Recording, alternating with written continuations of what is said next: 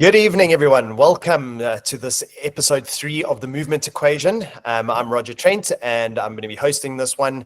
I hope that everyone's doing well and that you have taken in that great information that we had going in the first 2 podcasts and have enjoyed what we've been chatting to from this amazing guest, Hedda Wolmarans.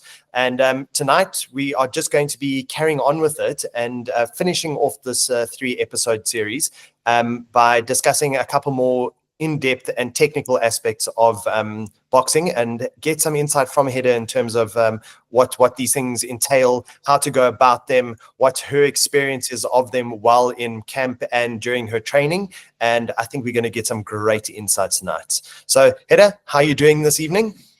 Oh, well, thanks. And you, Rodger? Awesome. So glad to have you on again, and looking forward to another great insightful episode. Yeah, me too. Excellent. So I think we just shoot from the bat and let's get going with this. So we've got a couple of core sections here we're going to cover this evening, and the first one is a bit more on the physiology of recovery. So things that kind of the body would need to recover in a good way from a technical perspective. So when we're looking at recovery, why is it important? What is the critical adaptation that we're looking for when we are recovering? Especially from a boxing point of view, let's say that. Yeah. I think, simply put, when you train, you are giving the body a stress, right? And depending on the magnitude of the stress, the body kind of decides if it's a big enough stress. Ooh, that was a pretty big stress. We weren't ready for that. We better make some plans inside so that next time the stress happens, we handle it better, right? So that process of your body becoming better at handling the stress is called adaptation. And for adaptation to occur, you need rest, right? And good nutrition. And that's pretty much it. So in terms of performance improving, it doesn't happen while you train. It happens while you recover. Yeah. No, absolutely. I mean, and I think this is one of our most pertinent things that we come across enough, is that most athletes look for all these other recovery strategies, but the simplicity of recovery can actually be as simple as getting a good night's sleep and eating in the right way.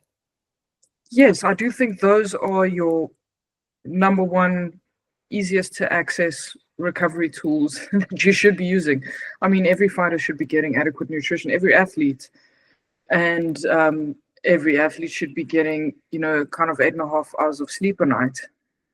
If you're not hitting those things, then don't look for other shortcuts, because it will still bite you in the butt. The fact that you are not getting enough nutrition and not getting enough sleep. You use a lot of resources when you train, and number one, to recover. Stuff gets depleted. You need fuel for repair. You need fuel sources to be replenished. So food is number one. And then when you sleep and you get that deep rest, the rebuilding and adaptive processes can happen. No, absolutely. Totally agreed with you. And I mean, also throwing in, I don't know if you used to do it, but like 1 or 2 of those naps in the afternoon just to... no. There's another great one, to throw it in. I mean, quite a few people say, like sleeping in the afternoon is cheating, or you're not, like you should maintain all your sleep at night. But I mean, I've seen those naps work like an absolute bomb. Oh no, absolutely. I when I was still training, kind of every day, there would be, kind of a 1.5 hour nap. Okay. It would be needed. Yes, absolutely. Excellent. And I mean, but then, so interestingly, asking you in that point of view, with that sleep in the afternoon, you were still doing your 8 to 8.5 hours at night as well. Yeah, absolutely. Absolutely. I mean, it would be kind of 8:30 in bed, wake up 4:15, 4:45 to get to work at 5:30. And that was my schedule day to day. Why I'm touching on the point is I think that people get disillusioned about how much sleep you actually have. But as a professional, that was kind of your routine in terms of getting that much sleep just to recover from the day's activities and stress that you're placing on your body. Yeah, absolutely. You need it, and you can feel when you have not gotten your 8 hours, or if your sleep's been interrupted, or it hasn't been a good night of sleep, how your performance and energy levels are affected the next day. I mean, if I had had a bad night's sleep, right? If I'd had anything under 7 hours, I know that the next day I would need to take it easier because it risk for injury is higher. If I push a hard session, your energy levels are low. You can feel it. You can feel that you have not rested, as any person kind of can. I think it's a bit more pronounced when you're an elite athlete and so Yeah, reliant on that rest. absolutely. Yeah, for performance wise specifically. Yeah. Mm. So then as well, so now I think it speaks into the next issue of overtraining, because the fact is that it is like a compounding effect almost, in that if you're not getting adequate rest, you then are not performing well. And therefore the compounding issue of that is that it becomes overtraining on some sort of point, but you can also be overtraining as well. So how can you spot it early before it becomes an issue as such? Well, look, just touching on the overtraining and the sleep, a symptom of overtraining is, poor sleep. You'll struggle to fall asleep. But we can circle back to that. Overtraining happens when you are training too much and recovering too little. So, yeah, that is it, very simply put. In the beginning of my career, when I was still very young, I used to think, I'm not performing well, I feel tired, but I must just train harder and we'll get better. But it doesn't work. Yeah, It doesn't work. You literally are shooting yourself in the foot. So as hard as you train, you need to recover as hard. And you also need to manage. Like, you can't have a hard training session every day because you will not have the recovery currency to recover from the training. So you need to manage those training loads week to week, day to day, so that your body has this room to absorb the training, adapt from it, and that you can still carry on performing. Yeah, makes sense. Absolutely. No, very good. It's great insight for overtraining specifically. And I think it's too easy to drop into that in terms of not getting adequate sleep, doing too much within your training, and it just becomes a mess straight away. And I think that's where your sicknesses come in as well, because Absolutely. that's under such high stress that it's just not recovering. Yes, you get sickness, you get loss of appetite, you get mood swings, you get loss of motivation, poor sleep, increased frequency of injuries and niggles, to name a few. Yeah. Yeah, absolutely. No, scary, huh? Yeah, but I don't think people, and that's what you're saying, is that the frequency at which we actually are able to pick these things up early enough then becomes a problem as well, because you don't realize how just a small out of sync thing then happens, and this is the cascade of effects. Yes, absolutely. I think you need to listen to your body. One of my coaches gave me a good example quite some time ago, and he sort of said, like, think of it like when you're hitting the bag. You haven't hit the bag in a while, and you start. You do a couple of rounds, and you see, okay, cool, like my knuckles have really all ripped open. So what that means is you've done too much. Now you need to give your body time to recover. The knuckles need to heal before you can go hit the bag again. An ideal situation would be that you hit the bag enough. Yeah, the knuckles take a bit of strain, but they're not tearing open. Give it a rest, go again, then you can go a little bit more, and they get tougher and tougher over time. But you're giving it that breathing room in between to recover and adapt.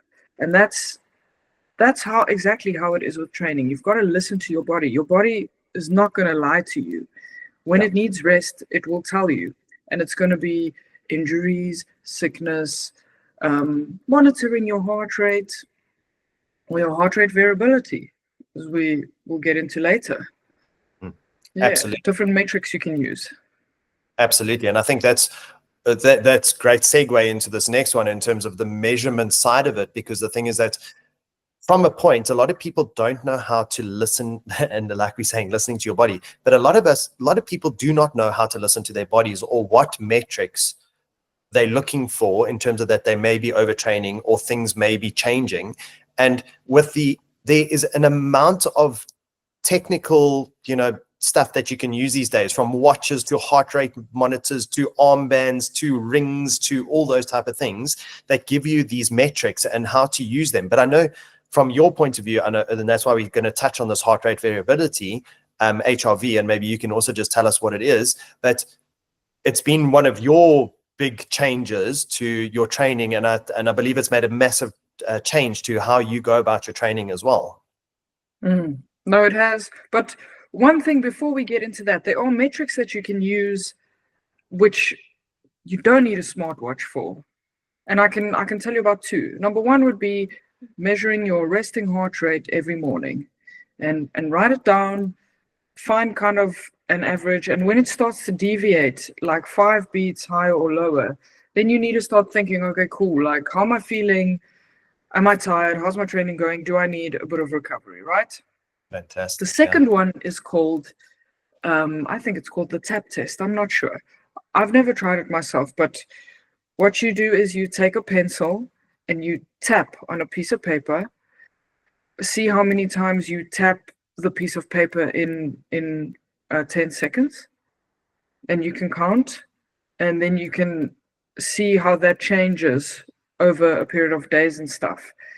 And when it becomes less, you know that you're not as recovered, because it does give you some kind of a indication of where your nervous system's at. Very interesting. Yes. Very Yes. interesting. Okay. So No, that's look, if you don't have access to gadgets, you can still do something. Yeah. Keeping it simple. Yeah, definitely. Absolutely.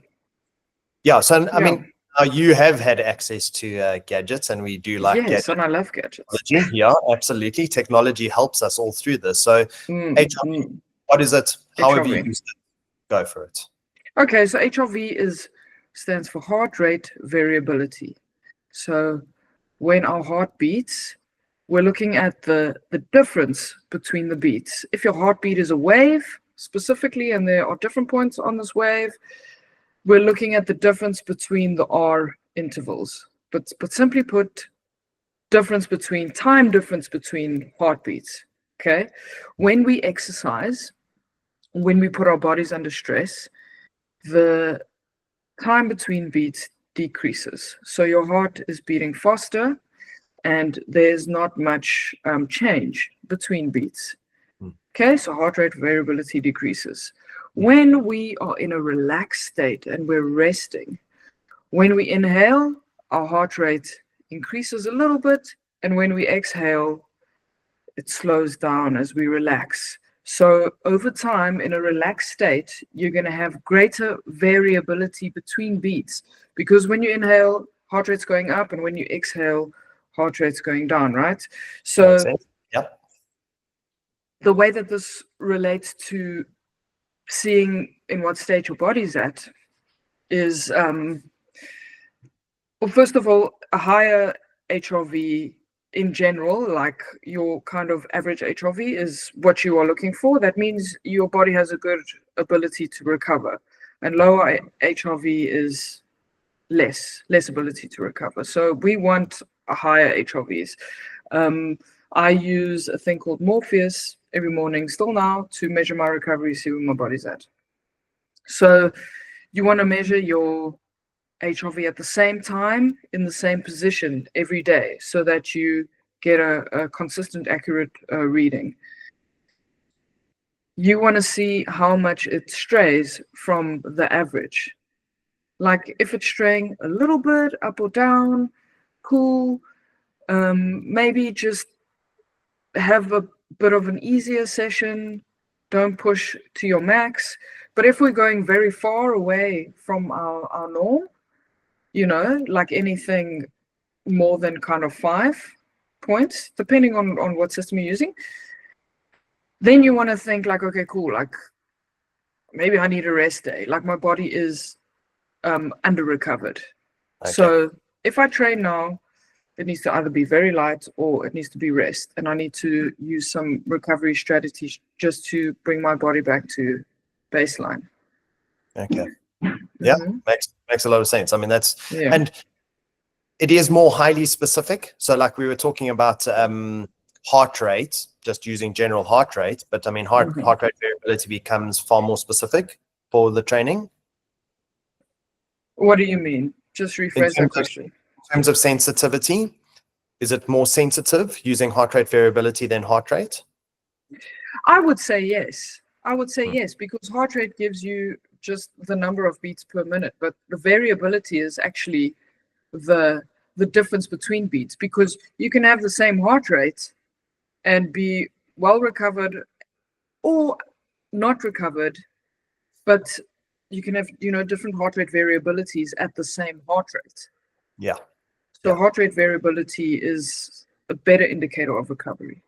Yeah, perfect. Absolutely. No, that makes a lot of sense. I mean, that's I think it's a great one. And I think if you do have the capacity, I mean, a lot of the watches and that we have on the market at the moment are managing a heart rate variability, maybe not to the degree that we need, but definitely they are giving you a measurement, which you can use as, and I mean, it's a general one. I don't know if it's the be all and end all in terms of where you are physically and mentally, but it could just be a good metric to base some of your training on. Sure, if you can, with your smartwatch or whatever, tell it to measure it at a specific time in the day, or look at your measurement when you wake up in the morning, then that's great. I think taking an average over an entire day isn't giving you really what you need as an athlete, because it's going to vary so much. You're stressed when you're training, you could be stressed for other things, but in the morning, you are relaxed. Take it at a consistent time during the day in the same conditions, you know, lying down, same position, same time. Excellent. Yeah, brilliant. I think that's a lot of I think a lot of the boxers and people in general will take it, you know, in terms of like, where is my body at? Maybe I'm not being able to give it the capacity to understand my body enough, and therefore I need a metric to kind of measure it as well. So that's a great one, Hedda. Yeah, absolutely. What other metrics would you say, other than heart rate, would you say that fighters should be tracking? Sure. I would say check your sleep if possible. Like, are you getting enough deep sleep? Make sure you're getting your 8 hours. Definitely your resting heart rate. Along with your HRV, you would like your resting heart rate to go down and your HRV to go up. Okay. And they both work hand in hand, right? The more aerobically fit you are, the bigger your capacity to recover. Therefore, your kind of heart rate, your resting heart rate will be lower and your HRV will be higher. You know, counting your calories, that's a definite one. I think knowing how much food you're putting into your body. Yeah, I think those are pretty good. Yeah, so I mean, in terms of like I think the basics, we talk about the basics in terms of sleep, nutrition, and then what we like to call as like that active recovery side of it. And maybe you can touch on that as well. I mean, maybe give us an example, because people talk about active recoveries these days, and then you're like, well, what is an active recovery? What's in your mind for fighters would be a good active recovery on a day that you are supposed to be taking it a bit easier? Well, look, like active recovery, okay, first of all, there's different recovery strategies that you can employ, right? You've got like stimulation strategies, and then you've got kind of more relaxation strategies. So stimulation strategies you would want to use when your HRV is high above normal. Relaxation you would use if HRV is low. Okay. So in terms of the traditional kind of active recovery, it would be training with the aim of pushing your body into a more recovered state. So for this, you would use short circuits, focusing on concentric contractions. So box jumps, kettlebell swings, push-ups, sled sprints, just to get the muscle pump active, get it to flush out any kind of metabolites that are still there. Yeah. and do that for 15 to 25 minutes. And the goal is not to push. It's like a moderate intensity, and you should end up feeling better after the circuit than when you started. Makes sense. Yes. Yeah. So I mean that's awesome. That sounds like a nice active, like it's an activation, but it's still not taking completely out of you, but you're getting what the result is to try and recover. Yes, you want to get something out of it. You want to gain recovery out of it. Yeah, fantastic. And then, I mean, from the rest point of view, so now we've got this HRV that we are needing to get right, and we're needing the actual rest behind it. So it's like a low HRV. Exactly. Yeah. We talk about hype versus helpful type of things these days, because I mean, there's a lot of stuff here for recovery that we go through on a daily basis, and we hear about from people. No, I'm doing this, I'm doing that. You should try this. We should, what do you feel in the greater scheme of things that are out there? So maybe just touching on one or two of them are actually helpful recovery methods versus things that are absolute rubbish or have not been established within science. Well, look, sort of like massage is a good one. But be careful of when you use it. I wouldn't use it in fight week because it really relaxes you, and you want to be sharp in fight week. So before fight week, I used to go for massage once a week. It's amazing just to get you a little bit more recovered. There are also things like those sleeves that you put on yourself, like if you put your legs in these sleeves and they have this pneumatic kind of action. Those are great. Flushing out the lymphatic system. They mimic the muscle pump, so they get rid of the metabolites of exercise. And then we have ice baths, which is this like big fad. And I don't think they are bad. I just think they need to be used in the right way. So if I go and train now and straight after I jump in the ice bath, I'm basically negating my training, because there are certain like inflammatory processes that happen which are part of the adaptation process, which give the signals for adaptation. So you're blunting these signals that you need. So if you're going to use ice baths, use them on your recovery day, right? Only time that you would use them straight after training is if like your training volume was more important than your recovery, or if you were an amateur boxer and you were fighting multiple days in a row, then you would need to recover like right after one fight to the next. So it's all about when you use it. You can also do hot cold therapy, stimulates more blood flow. So getting into like hot water and then cold water.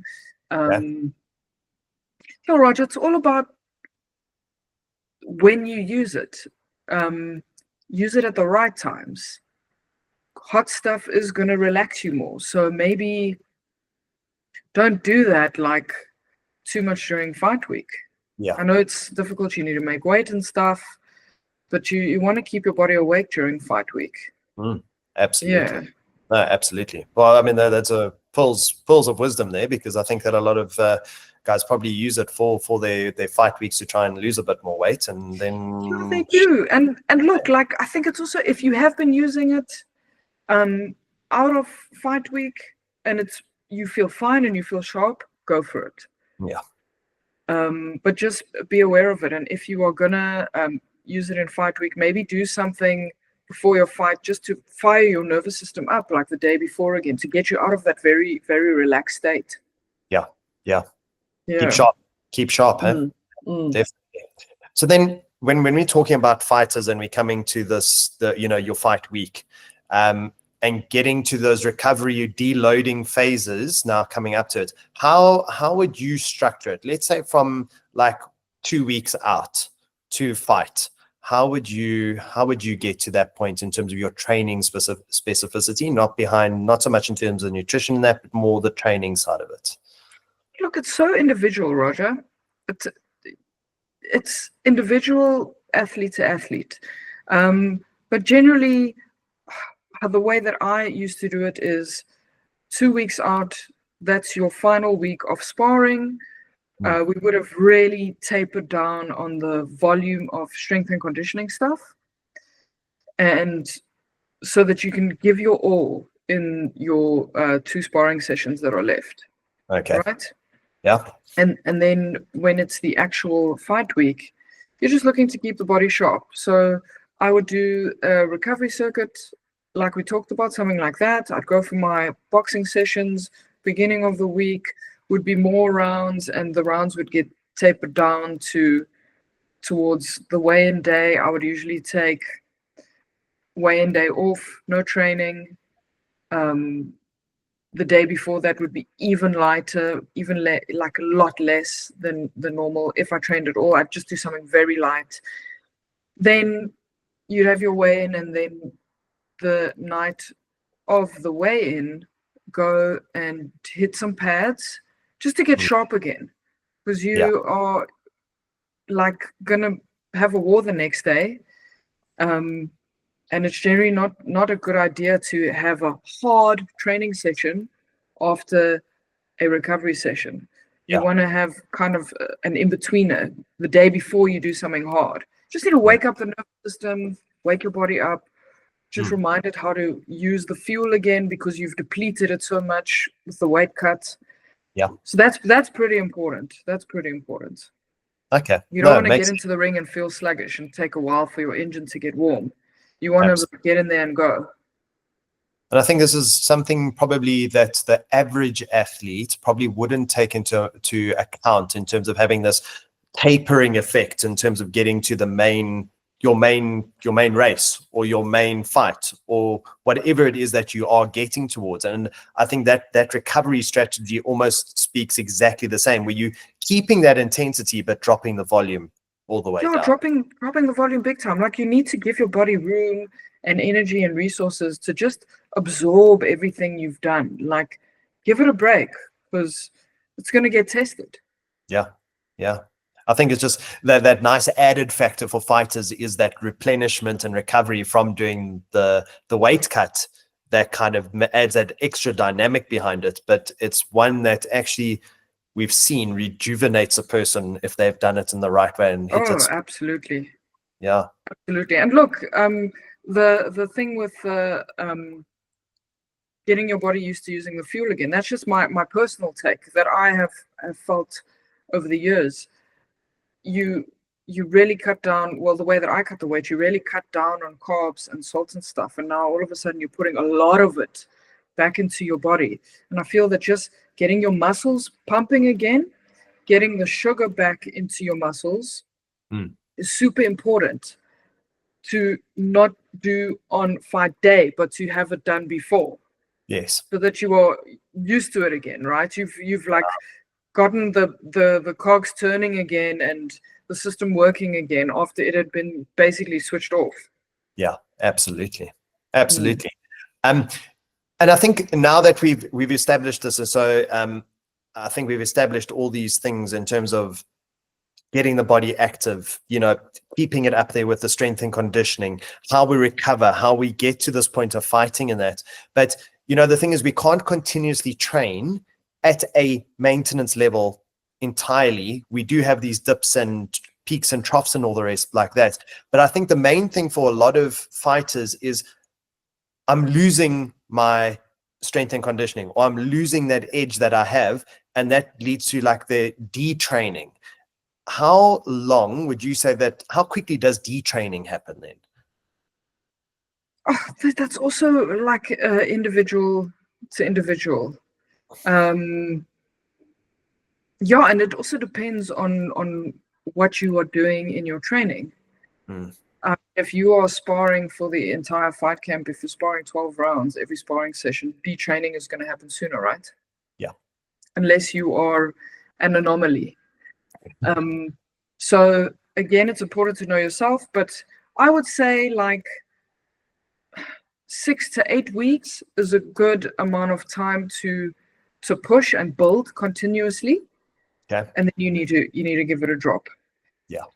And I think even after 4 weeks, you can deload certain elements or change up the program to give your body a break. If it's now these weeks leading up to the fight, right? I think for me, I would deload every kind of 4 to 6 weeks, depending on what I was busy doing in my training. You know, if I was doing a lot of heavy lifting, I thought that the deload would have to happen a bit sooner. If you're doing a lot of power exercises, which is very neurally taxing, but they start to kind of not have an effect after a couple of weeks, you need to deload that a lot quicker. Yeah. You know, so it's complex, but like rule of thumb, every 4 or 5 weeks, just give your body a bit of a break. Doesn't mean you have to stop going to the gym, just like halve your volume. Yeah. That's a good way to go. And if it's in fight camp, you obviously want to keep your sparring rounds building up consistently. But look, if you are too tired, you can't, then you need to take a break. Like instead of doing 8 that day, maybe do 4. And then you'll feel better next week and you'll be able to do 6 or 8, you know? Absolutely. So it's not a one size fits all. It's that universal, it depends. It depends. Depends, you know, as we've had it. And I think the thing is as well, and looking at this, is that you want to try and keep maintaining a certain level with these peaks and troughs and all the rest like that, but staying sharp without the burnout, I think is quite a critical factor, and it's quite a fine balance. And I think I know where you're going to go with this, with it, in terms of like having a structured program that actually helps you in terms of doing that. But maybe hearing from your side, like, how do you stay sharp without the burnout? Because I mean, if you're constantly trying to push that high level and stay up there, you inevitably are going to burn out. Well, I think for me, Roger, that the look of that training week or month was completely different at age 25 versus age 35, right? Yeah. So I think, you know, when I was much younger, I would be able to go to the gym more often, be able to recover better. But yeah, it's a tough one. I think staying sharp, maybe don't spar if you don't have to. Okay. You don't have to go and do 12 rounds on the bag every single time if you are out of camp, right? But if you can and you feel fresh the next day, by all means, go do it. For me, you know, at age 35, staying sharp with no fight in sight meant 1 boxing session a week, 1 sparring session a week. And the sparring session was literally 4 rounds, you know, and 3 strength and conditioning sessions a week. And then a lot of like zone 2 cardio to increase my body's ability to recover, because recovery is aerobically driven. So yes. The better aerobically fit you are, lower your resting heart rate, the better your body's ability to recover is going to be. And that's super important when it comes to recovery. Yeah. And that's an amazing way to kind of like wrap up the whole thing, because I think that's the biggest crux of it all, is how do you recover the most efficiently for what you are doing on a daily basis. And I think having that aerobic capacity with a low resting heart rate, getting in sufficient sleep, getting in good nutrition, and I think you've got a winning formula. I mean, all the other stuff seems like a bit of fluff around it, but I mean, those 3 factors seem to be the majors in terms of. Absolutely. And they are not difficult boxes to check before you start looking at, you know, the more kind of flashy stuff like the ice baths, the massages and stuff. Just check your basics first. Get the basics right and go from there. Absolutely. The non-negotiables, as we say. Exactly. People negotiate with because they take them for granted. Yeah. Yeah, no, it's not negotiable. Absolutely. Hedda, I really appreciate your honesty behind these topics and how you've kind of given us the aspects and examples from your training and all the rest like that, especially on the other episodes as well, because I think it's given us a really great insight as to what the boxing mind is and how you've utilized them in your professional career and what made you such a success in the ring. So I think from me is to say thank you so much for imparting this information and giving us a brief look into how your mind works behind what has made you such a great success. Thanks for having me, Rodger. It's been a pleasure. And then, yeah, we will be doing some more with Hedda in the future, hopefully, and we're going to be getting her on, and maybe she's even going to be doing a couple of these episodes with other people as well. So we look forward to having you in the next one, and we are going to be touching on another sport, which is going to be interesting, and Jandre will be having that one next. So we look forward to seeing you then. If you have gained something out of this, please subscribe. We are going to be releasing them on a regular basis, and we just appreciate your support through this endeavor to get all this information out to everyone as structurally and scientifically as possible. All right. Have a good one. Keep well. Cheers.